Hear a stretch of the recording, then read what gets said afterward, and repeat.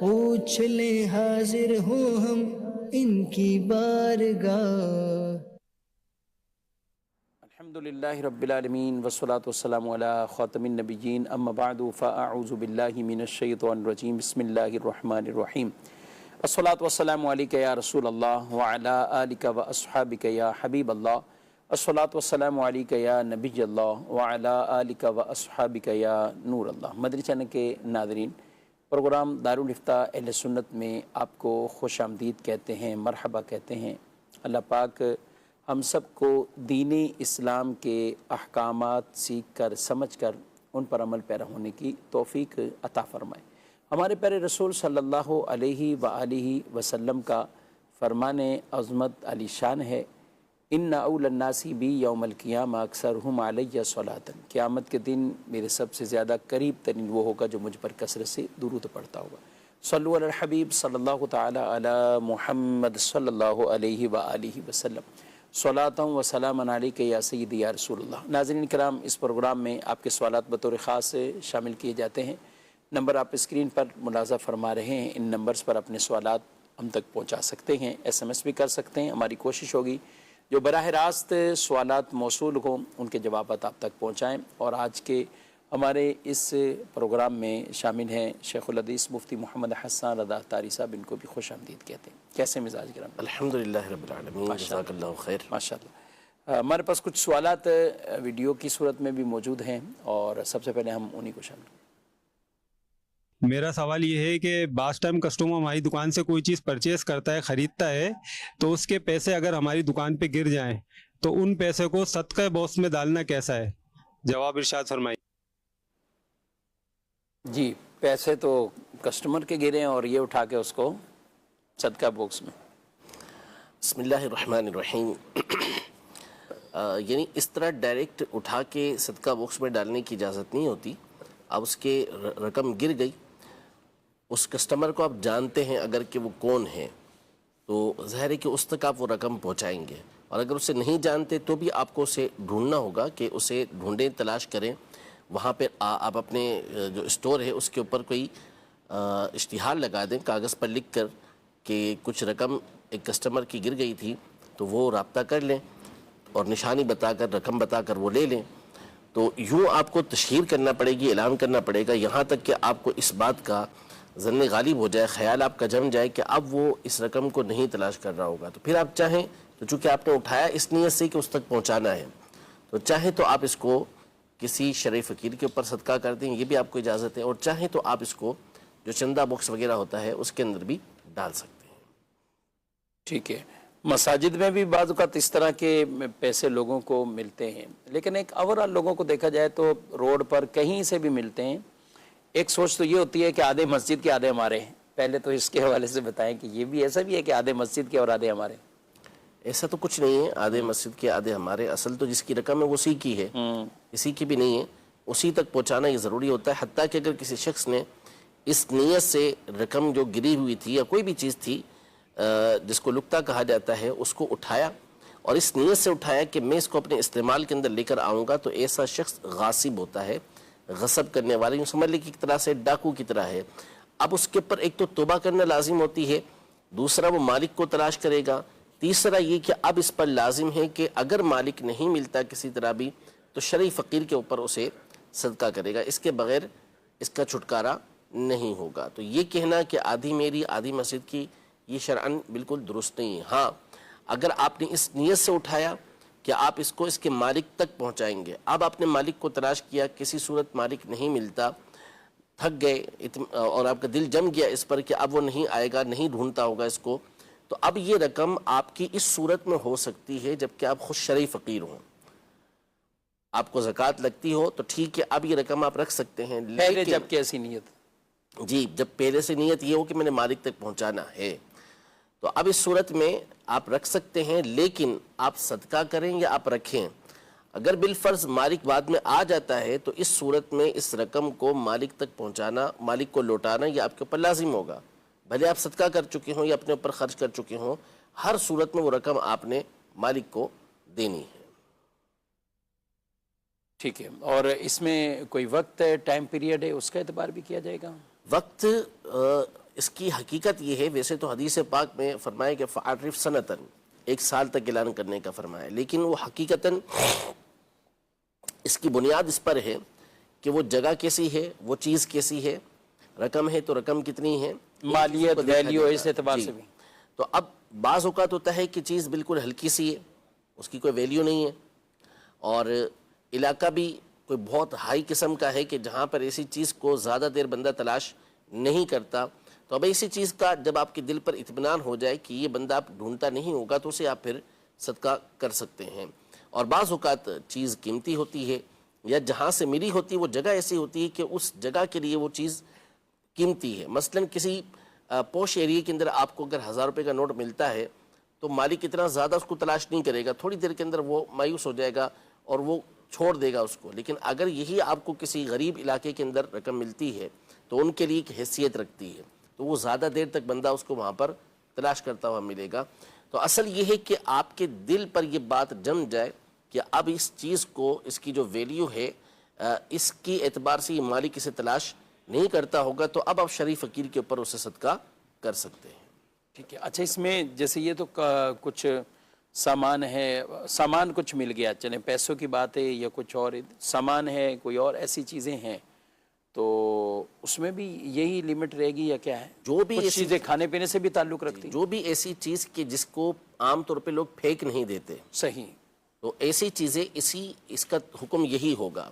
ہاں، اب چیز ایسی ہے کہ جو خراب ہو جائے گی، کچھ فروٹ کی تھیلی کہیں سے مل گئی مثال کے طور پر، اب پتہ ہے کہ اسے زیادہ دیر رکھ نہیں سکتے، یہ خراب ہو جائیں گے، تو پھر اس کے احکام جداگانہ ہو جاتے ہیں۔ اسے پھر آپ پہلے ہی صدقہ کر سکتے ہیں اس کے خراب ہونے سے پہلے، لیکن بہرحال اگر مالک آ گیا تو پھر آپ اس کا جو قیمت بنے گی اس کو آپ نے ادا کرنا ہوگا مالک کو۔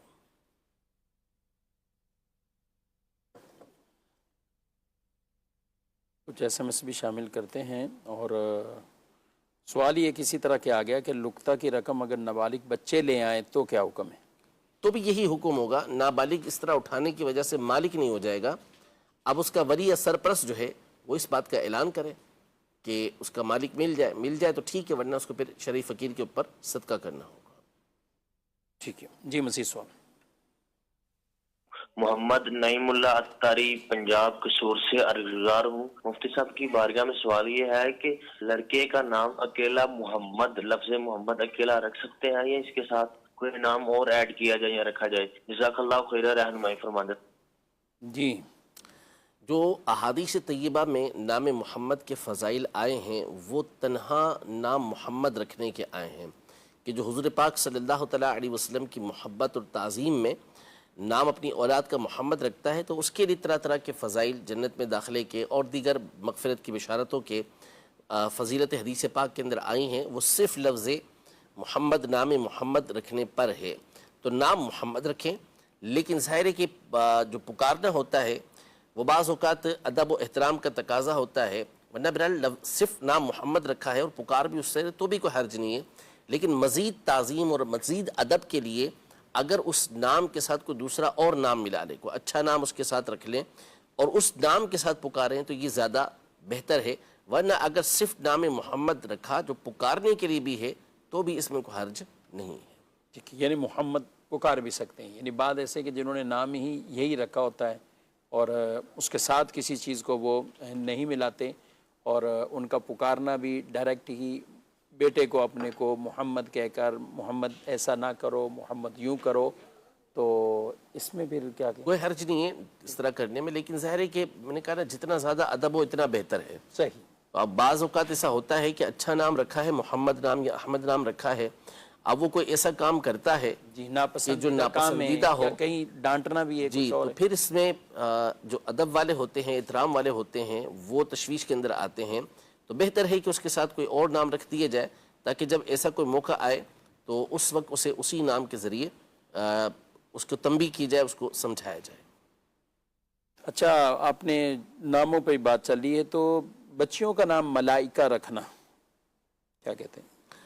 ملائکہ نام رکھنا ویسے تو جائز ہے، اس میں کوئی حرج نہیں ہے، لیکن نام جو ہے وہ بامعنی ہونا چاہیے اور اس کی کوئی نہ کوئی مناسبت تو ہونی چاہیے۔ اب ملائکہ اصل میں یہ ملک کی جمع ہے، فرشتوں کو کہتے ہیں، نہیں فرشتے جو بہت سارے ہوں ان کو ملائکہ کہا جاتا ہے، ورنہ ایک فرشتہ ہوتا ہے تو اس کو ملک کہتے ہیں۔ تو اس لیے ملائک یا ملائکہ نام رکھنا یہ جائز تو ہے، لیکن آپ دیکھ لیں کہ کیا نام کا جو معنی بن رہا ہے یعنی وہ فرشتے بچوں پر سوٹ ہو رہا ہے، تو بظاہر وہ سوٹ نہیں ہو رہا، لگ نہیں رہا اس کے اوپر، تو اس لیے نام وہ رکھیں کہ جس کے اندر کوئی اچھی مناسبت یہ موجود ہو۔ ٹھیک ہے، مزید سوال۔ صدقہ جو ہم خود کرتے ہیں کیا وہ ہم خود کھا سکتے ہیں اگر نفلی صدقہ ہو تو؟ یہ صدقہ بھی کہلائے گا نہیں، خود ہی کھا لیں؟ اور بعض روایتیں ملتی ہیں اس طرح کی اپنی صدقے کی ابتدا اپنی ذات کے سے کرنے کے حوالے سے، لیکن اصل میں جو اصطلاحاً صدقہ کہتے ہیں وہ دوسروں کے اوپر خرچ کرنے ہی کو بولتے ہیں۔ تو بہرحال اگر اچھی نیت کے ساتھ اپنی ذات کے اوپر بھی خرچ کیا تو اس کے اوپر ثواب ملے گا۔ مومن کے ہر عمل کے اندر اگر اچھی نیت ہو تو اللہ پاک ثواب عطا فرماتا ہے ہر مباح عمل کے اندر۔ حتیٰ کہ حدیث پاک میں یہ فرمایا کہ اپنی اہلیہ کے منہ کے اندر جو لقمہ رکھتا ہے، اچھی نیت کے ساتھ لقمہ رکھے گا تو منہ میں لقمہ رکھنے کی وجہ سے بھی اللہ تبارک و تعالیٰ اس کو ثواب عطا فرماتا ہے۔ اس لیے جو کھانا کھا رہا ہے اس میں کوئی اچھی نیت کر لیتا ہے تو انشاءاللہ اللہ پاک اس کو ثواب عطا فرمائے گا۔ مثلا کھانے کے ذریعے قوت حاصل ہوگی اور میں اس کے ذریعے سے عبادت پر تقویت حاصل کروں گا، قوت حاصل کروں گا، علم دین حاصل کروں گا، اس لیے کھا رہا ہوں، تو انشاءاللہ اس کھانے پر بھی اللہ پاک اسے ثواب عطا فرمائے گا۔ ماشاءاللہ، مزید سوال۔ جو لوگ دہیج میں تخت پوش جان ماز والا پٹا دیتے ہیں دہیج میں، کیا اس پر نماز پڑھنا جائز ہے؟ جی، تخت پر نماز پڑھنا، جہیز کے اندر یہ کہہ رہے ہیں مصلی جو ہے وہ تخت والا دیا جاتا ہے، تخت والا بعض جگہوں پہ کوئی حرج نہیں اس میں، نماز اس میں پڑھ سکتے ہیں، اگرچہ زمین سے تھوڑا سا وہ اونچا ہوتا ہے لیکن اس میں پیشانی جو ہوتی ہے وہ اچھی طریقے سے جم جاتی ہے، ظاہر لکڑی کا ہے، تو اس میں کوئی حرج نہیں ہے کہ پیشانی اچھی طریقے سے جم چکی ہے تو آپ کا سجدہ ادا ہو گیا، اور سجدہ ادا ہو گیا تو آپ کی نماز بھی ہو گئی۔ تو ایسے تختے کے اوپر مصلی نما جو تختہ ہے اس پر آپ نماز پڑھتے ہیں تو اس میں کوئی حرج نہیں ہے۔ باقی اگر اس میں کوئی ناپاکی وغیرہ ہو تو پھر احکام یہ الگ ہو جائیں گے۔ اچھا، اس میں یہ ہوتا ہے کہ اب یہ تخت بھی کافی تھوڑا سا یعنی چار پائی کی مثل یا کچھ اونچا، یا اس سے تھوڑا سا کوئی کم کر لیں تو خواتین میں کچھ ایسا بھی ہوتا ہے کہ نہیں، اب اس میں ڈائریکٹ کھڑے ہو کے نماز پڑھنا تو ایسا لگے جیسے ایک پہلے سے ہی زمین سے اتنا اونچے اور پھر اوپر، تو پھر نماز پڑھنے والے اس میں وہ بیٹھنے کا لے لیتے ہیں اب کہ بیٹھ کے ہی نماز پڑھیں، یہ تو صحیح نہیں ہے۔ تو اب تخت پہ بھی اگر پڑھنی ہوگی یا کسی بھی اونچی جگہ پہ پڑھ رہے ہیں تو نماز اسی طرح اپنی قیام اور شرائط اور ان تمام تر چیزوں کے ساتھ۔ ظاہر ہے یعنی کوئی چھت پہ نماز پڑھے گا تو یہ تھوڑی بولیں گے کہ وہ بیٹھ کے نماز پڑھے، کہ اونچی جگہ پہ اب وہ نماز چھت تو ایک اوور آل چھت ہے نا، جیسے یعنی وہ زمین لگ رہی ہے، روڈ پہ نظر آ رہا ہے، کہیں اونچے کہیں بھی کھڑے ہو چٹان پہ پڑھ رہا ہے، کسی اونچی دیوار پہ پڑھ رہا ہے تو اس کو کہیں کہ یہ بیٹھ کے پڑھے، تو ایسا کچھ نہیں ہے۔ یعنی اونچی جگہ پر پڑھنے کی وجہ سے ایسا نہیں ہے کہ قیام اس کا ساقط ہو جائے، قیام اس کا اپنی جگہ پر رہے گا۔ جو فرض ہیں، واجبات ہیں، سنت فجر ہیں، اگر اس تخت کے اوپر بھی آپ نماز پڑھ رہی ہیں یا پڑھ رہے ہیں تو آپ کو اس میں قیام کرنا لازم ہے، قیام آپ سے ساقط نہیں ہوگا، کھڑے ہو کے نماز پڑھنا آپ کے لیے ضروری ہوگا۔ ہاں نوافل ہیں وہ آپ بیٹھ کے پڑھتے ہیں تو پڑھ سکتے ہیں۔ ٹھیک ہے۔ سرگودا سے سوال ہے کہ نبی پاک صلی اللہ علیہ وسلم کے کتنے چچا تھے اور کتنے ایمان لائے، اس طور پر بھی نام بھی پوچھا ہے، لیکن سوال تو کافی تفصیل ڈیٹیل کے ساتھ ہے یہ، اور کئی دفعہ ہم سیرت کے پروگرام میں اس کو کچھ بتا بھی چکے ہیں، کوئی خلاصہ تھوڑا سا۔ نبی پاک صلی اللہ تعالیٰ علیہ وآلہ وسلم کے چچاؤں کے بارے میں ایک قول تو یہ ہے کہ 11 تعداد تھی، اور بعض نے 12 تعداد لکھی ہے کہ 12 نبی پاک صلی اللہ علیہ وسلم کے چچا تھے۔ ان میں جو مشہور و معروف ہستی ہیں اور جن کے بارے میں خود نبی پاک صلی اللہ علیہ وسلم نے فرمایا کہ میرے چچاؤں میں سب سے بہتر ہستی وہ سیدنا حمزہ رضی اللہ تعالیٰ عنہ کی ذات گرامی ہے، سید الشہداء سیدنا امیر حمزہ رضی اللہ تعالیٰ عنہ، یہ نبی پاک صلی اللہ علیہ وسلم کے چچا تھے۔ حضور پاک صلی اللہ علیہ وسلم پر مکہ مکرمہ میں ہی ایمان لے کر آئے تھے، اور غزوہ احد میں آپ شہید ہوئے۔ نبی پاک صلی اللہ علیہ وسلم کو آپ کی شہادت کا بڑا غم تھا، اور حضور پاک صلی اللہ علیہ وسلم بے پناہ ان سے محبت کیا کرتے تھے۔ تو یہ نبی پاک صلی اللہ علیہ وسلم کے مشہور و معروف چچا ہیں۔ اور دوسرے سیدنا عباس بن عبد المطلب رضی اللہ تعالی عنہما، یہ وہ ہیں کہ جو نبی پاک صلی اللہ علیہ وسلم کے پر فتح مکہ کے موقع پر ایمان لے کر آئے تھے، اور ان سے بھی نبی پاک صلی اللہ علیہ وسلم بے پناہ محبت کیا کرتے تھے۔ ٹھیک جی، مزید سوال۔ میرا سوال یہ ہے، سنت موقدہ یا غیر موقدہ توڑ کر جماعت میں شامل ہونا کیسا؟ برائے کرم جواب ارشاد فرما دیں۔ جی، سنت غیر موقدہ کی اگر دوسری رکعت میں آپ بیٹھے ہیں اور جماعت کھڑی ہو گئی ہے تو دوسری رکعت پہ سلام پھر کر آپ جماعت کے اندر شامل ہو جائیں۔ سنت موقدہ کے حوالے سے محقق قول یہ ہے، بہتر یہ ہے کہ اسے مکمل کر لیں، مکمل کرنے کے بعد پھر آپ جماعت کے اندر شامل ہوں۔ جی مزید۔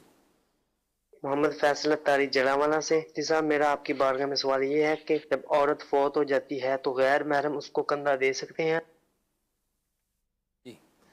جی، غیر محرم اسے کندھا دے سکتے ہیں، اس میں کوئی حرج نہیں ہے، اور عام طور پر بڑی تعداد جو کندھا دینے والوں کی ہوتی ہے وہ غیر محرم ہی کی ہوتی ہے۔ محارم تو اتنے نہیں ہوتے کہ سارے راستے میں وہی کندھا دیتے رہیں، تو اس میں کوئی حرج نہیں ہے۔ کندھا دینے میں کوئی اس کو چھونا یہ نہیں پایا جا رہا ہوتا، لہذا غیر محرم اسے کندھا دیتے ہیں تو یہ کندھا دینا ان کا بالکل جائز ہے۔ سنت غیر موقدہ مسلسل کوئی نہ پڑھتا ہو تو کیا گناہ گار ہوگا، یا اس صورت میں کیا کہتے ہیں؟ گناہ گار بائیں طور تو نہیں ہوگا کہ اس کے اوپر گناہ کا کوئی حکم لگایا جائے، لیکن بہرحال اس پر تنبیہات تو ہیں، اس نے برا کام تو کیا ہے، اس پر جو ہے وہ اچھا کام نہیں ہے کہ جس کی بنیاد پر اس کی ستائش کی جائے۔ نبی پاک صلی اللہ علیہ وسلم کا سنت پڑھنا اس لیے نہیں تھا کہ اس کو سنت غیر موقدہ سمجھ کے چھوڑا جائے، بلکہ جب نبی پاک صلی اللہ علیہ وسلم نے اسے پڑھا ہے تو پھر چاہیے کہ پابندی کے ساتھ بندہ پڑھے، اور ان پر فضائل بھی موجود ہیں، فضیلتیں بھی موجود ہیں، تو ان فضیلتوں کو حاصل کرنے کے لیے ان سنت غیر موقدہ کو بندے کو لازمی پڑھنا چاہیے۔ ٹھیک ہے جی، مزید سوال۔ میرا نام اسامہ احد ہے۔ میرا سوال یہ ہے کہ بانسری سننا اور بجانا کیسا ہے، اس کا جواب ارشاد فرما دیجیے۔ بانسری بانسری جو ہوتی ہے یہ غالباً ابتدا اسی سے میوزک کے آلات کی ہوئی ہے۔ بعض روایتوں کے اندر اس طرح موجود ہے، یعنی تفسیر کی کتابوں وغیرہ کے اندر بھی موجود ہے یہ بات، کہ شیطان نے جو ہے نوح علیہ السلام کے مقابلے پر یہ بانسری بنائی تھی کہ لوگوں کو اپنی طرف متوجہ کرے، لہذا یہ گویا کہ ایک طرح سے ابتدا ہوئی ہے میوزک کے آلات کی۔ تو بانسری سننا بھی ناجائز ہے، اس کو بجانا بھی ناجائز ہے، اور یہ عام طور پہ جو بجائی جاتی ہے وہ اس کے اندر میوزک بھی ہوتا ہے، اور اس کے اندر جو ہے وہ باقاعدہ یوں کہہ لیں کہ قواعد ہوتے ہیں، باقاعدہ اصول ہوتے ہیں، جس کی بنیاد پر یہ آواز اس انداز میں جاتی ہے کہ جو لوگوں کو اپنی طرف متوجہ کرتی ہے۔ ایک سوال ہے، اگر کسی کا حق کھایا اور بعد میں اس کا علم نہ ہو وہ کہاں ہے، تو اب کیا اللہ کی راہ میں دینے سے وہ حق ادا ہو جائے گا، یا کیا کرنا چاہیے تھا، چھٹکارا کیسے؟ اول تو اس کو تلاش کرنا ضروری ہے، اگر وہ نہیں ملتا اور یا یہ پتہ چلتا ہے کہ اس کا انتقال ہو گیا تو اس کے ورثہ کو تلاش کرنا ہوگا۔ اگر ورثہ بھی نہیں ملتے، کوئی صورت نہیں دیتی، اپنی جان توڑ کوشش وہ کر چکا ہے، اب کسی صورت وہ نہیں مل رہا، تو اس صورت میں حکم یہ ہے کہ اس کی طرف سے اللہ کی راہ کے اندر صدقہ کر دے، اور اللہ تبارک و تعالیٰ کی بارگاہ میں اس کے لیے استغفار کرے۔ امید کی جاتی ہے کہ قیامت کے دن اللہ تبارک و تعالیٰ دونوں کے درمیان یہ صلح کروا دے گا، جبکہ وہ اس کے لیے استغفار کرتا رہے اور اللہ تبارک و تعالیٰ سے اس کے لیے دعا کرتا رہے، تو انشاءاللہ امید ہے کہ یہ اس کے اوپر سے بات ہٹ جائے گی۔ البتہ صدقہ کر دیا اس نے، استغفار کرتا رہا، لیکن بعد میں وہ شخص آ گیا اس کے سامنے، اسے مل گیا، تو اب یہ نہیں کہ وہ صدقہ کرنا اس کے لیے کافی ہو جائے گا، بلکہ اب وہ رقم اسے لوٹانا پڑے گی، وہ چیز اسے واپس دینا پڑے گی۔ ہاں وہ خود کہتا ہے کہ مجھے نہیں ضرورت، آپ نے جو صدقہ کیا وہ میں نے باقی رکھا، تو پھر اس میں حرج نہیں۔ ٹھیک، مزید سوال۔ میرا سوال یہ ہے کہ اونٹ کا گوشت کھانے کے بعد وضو کرنا کیسا ہے؟ ہاں، عوام میں مشہور بھی ہے کہ اس سے وضو ٹوٹ جاتا ہے، تو وضو ٹوٹے گا یا نہیں ٹوٹے گا، یا کیا حکم ہے؟ نبی پاک صلی اللہ تعالیٰ علیہ وآلہ وسلم کا آخری عمل اسی کی طرح تھا کہ کوئی بھی گوشت اور کوئی بھی آگ پہ پکی ہوئی چیز سے نبی پاک صلی اللہ علیہ وسلم وضو نہ ٹوٹنے کا حکم ارشاد فرماتے تھے، اور اس پر وضو نہ کرنا آپ علیہ السلام کا یہ ثابت ہے۔ اونٹ کے گوشت کے حوالے سے چونکہ روایت آئی ہیں اس طرح کی، جامع ترمذی وغیرہ کے اندر موجود ہیں کہ اونٹ کا گوشت کھا کے نبی پاک صلی اللہ علیہ وسلم نے وضو فرمایا، تو اس لیے یہاں حکم یہ ہے کہ جو عمل آخری ہے اور جو جمہور کا قول ہے اس کے مطابق تو اونٹ کا گوشت کھانے کے بعد وضو ٹوٹتا نہیں ہے، صحیح، وضو برقرار رہتا ہے اپنی جگہ پر. لیکن امام احمد بن حنبل رحمۃ اللہ تعالی کا موقف یہ ہے کہ یہاں پر وضو کیا جائے گا. تو علماء یہ ارشاد فرماتے ہیں کہ ایسے موقع پر کہ جہاں ائمہ کا اختلاف ہو اور جس مذہب کی بندہ تقلید کرتا ہے اس کی کوئی مخالفت اسے نہ کرنا پڑے، تو بہتر یہ ہوتا ہے کہ اس مقام پر وہ کام کرے کہ جو تمام ائمہ کے نزدیک درست ہو. تو لہذا ہمارے نزدیک بھی بہتر یہ ہے کہ بندہ اونٹ کا گوشت کھانے کے بعد وضو کر لے. یہ کرے گا تو اچھا ہے. لیکن اگر کسی نے نہیں کیا تو ہم یہ نہیں کہیں گے کہ اس کا وضو ٹوٹ چکا ہے، اس وضو کے ساتھ وہ نماز نہیں پڑھ سکتا، ایسا نہیں ہے. ٹھیک. مزید میرا سوال یہ تھا کہ حدیث میں سنا گیا ہے کہ جادو پر یقین رکھنے والا جنت میں نہیں جائے گا، اس کی وضاحت کر دیجیے گا.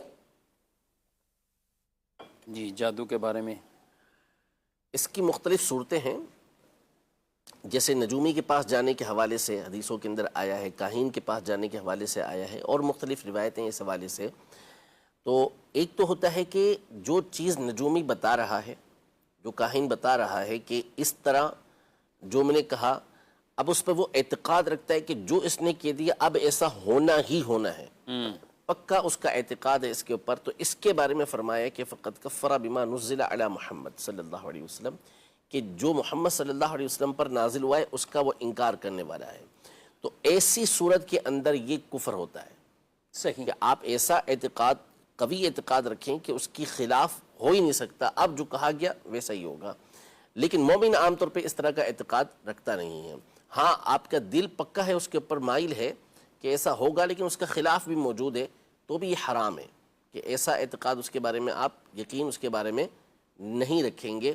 اور تیسرا یہ کہ آپ کسی نجومی سے بات پوچھتے ہیں، کسی کاہن سے بات پوچھتے ہیں، اس پر اعتقاد کسی طرح کا نہیں رکھتے، تو بھی اس کو علماء نے منع فرمایا کہ اس طرح اس کے پاس جانا ہی اصلاً یہ منع ہے، کہ حدیث میں اس سے منع کیا گیا ہے. تو اس لیے بہرحال جادو بئی معنی، بئی طور کہ وہ اثر کرتا ہے، یہ تو قرآن سے ثابت ہے.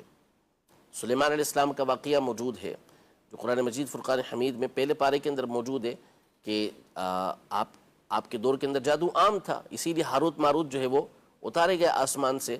اور پھر موسیٰ علیہ السلام کا واقعہ یہ قرآن مجید فرقان حمید کے اندر موجود ہے. اسی طرح احادیث طیبہ میں بخاری مسلم کے اندر روایتیں موجود ہیں.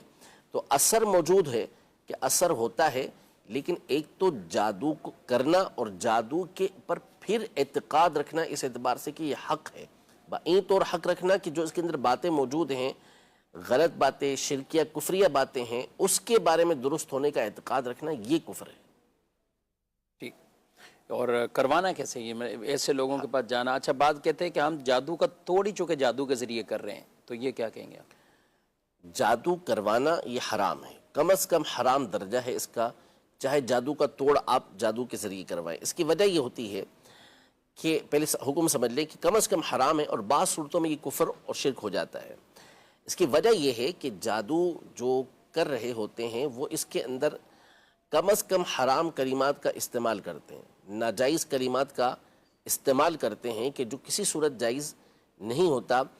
اور بعض اوقات وہ اس کے اندر شرکیہ الفاظ بول رہے ہوتے ہیں یا شرکیہ کام کر رہے ہوتے ہیں، کسی بت کے آگے سجدہ کرنا، شیطان کی نعوذ باللہ عبادت کرنا، یہ سارے کے سارے شرکیہ کام ہوتے ہیں. تو اب جو کر رہا ہے وہ تو خود دائرہ اسلام سے خارج ہو گیا، لیکن جو بندہ کروا رہا ہے اور اس کے درست ہونے کا اعتقاد رکھ رہا ہے یا اس کے اوپر راضی ہے کہ ٹھیک ہے ایسا یہ کرے، تو چونکہ یہ شرک و کفر کے اوپر راضی ہو رہا ہے اور یہ خود کفر ہے، تو یہ صورت ہوگی کہ یہ بندہ دائرہ اسلام سے خارج ہو جائے گا. جبکہ وہ شرکیہ کام اس کے اندر ہو رہا ہے، اسے معلوم ہے کہ شرکیہ الفاظ بولے جا رہے ہیں، شرکیہ کام کیے جا رہے ہیں، اب اس کے اوپر وہ اعتقاد رکھ رہا ہے اور اس کو ٹھیک سمجھ رہا ہے، تو یہ اس کے اوپر بھی کفر لوٹ کر آئے گا. ورنہ اگر حرام الفاظ ہیں تو پھر اس کو درست سمجھنے کی بنیاد پر یا ایسا کام ہونے پر راضی ہونے کی بنیاد پر یہ حرام کام کا تو کم از کم مرتکب ہو رہا ہوگا. جو کوئی بتا دیتا ہے کہ آپ پر ہوا ہوا ہے، جادو ہوا ہوا ہے، یہ جو سامنے والے بعض اوقات عاملین بھی بتا دیتے ہیں کہ آپ پر جادو ہے، ٹھیک ٹھاک جادو قسم کا، تو اب اس کا کیا رد عمل ہونا چاہیے؟ اس کی بات مانے یا اس کے مقابلے میں جادو کی طرف جائے یا روحانی علاج کی طرف جائے؟ دیکھیے، سب سے پہلی چیز تو یہ ہے کہ نبوت کا دروازہ نبی پاک صلی اللہ علیہ وسلم کی ذات پر بند ہو چکا، ٹھیک، کہ اب کوئی وحی تو نازل ہوگی نہیں. بالکل.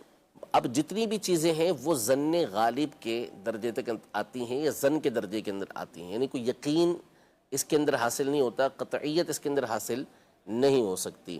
اب بابا جی چاہے کتنے ہی پہنچے ہوئے ہوں, بھلے کوئی حقیقی طور پر ولی اللہ بھی ہوں, جب وہ یہ بات بتائیں گے تو وہ بات ایک ظن کے طور پر ہوگی, ٹھیک ہے, کوئی قطعی نہیں ہوگی کہ ایسا ہی ہے, یوں ہی ہے, ایسا نہیں ہوگا.